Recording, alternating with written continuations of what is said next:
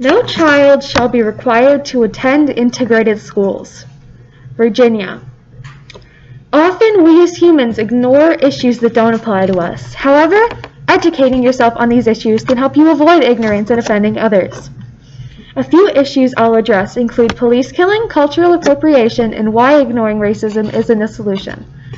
First, one graph I found says that the ratio of white to black people killed by the police is 370 to 192, which would make one think that the system is targeting white people, but it isn't.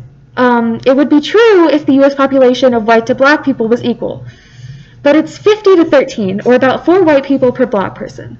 The killings would be 2 white people per 1 black person. This shows that the black citizens are being targeted, and that needs to change.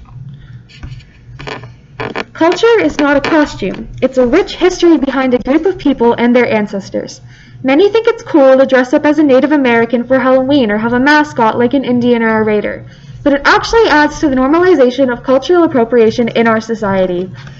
We learn in school that Christopher Columbus found America, but what they neglected to teach us was the murder and rape of indigenous women that went on when it was founded. The murder and rape of indigenous women that still happens to this day. Any other culture looking at the history of these indigenous people and deciding to steal the authenticity and turn it into a Halloween costume or a mascot is insulting to those women who were taken advantage of and belittled by those who stole their land. We as a country need to realize that this country was built on stolen lands and that it wasn't founded by the Europeans. That people being told to go back to their countries were here first. And that isn't what the Founding Fathers wanted. Lots of people will say things like racism wasn't a problem until people started talking about it, and they'll use that as an excuse to justify it, but that's actually the exact opposite. Now that it's being talked about, we're starting to realize why it's wrong, and we're starting to find ways to fix it. Looking back at history, we can see all the injustices faced by people of color, and we can learn what not to do from it. Most people can see now that all people regardless of skin should be treated as equals, and acceptance in our society is slowly rising. There are still people that treat POC as less. These people are the reason our society can't reach a state of equality.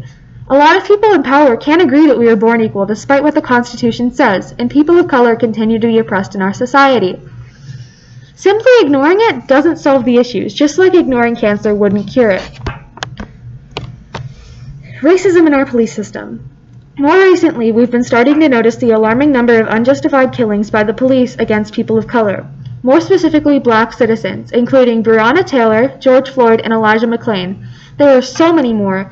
If you can look up a list, I encourage it. There's lots of lists online and why they were killed. Racism in our society needs to stop, and it can start with you.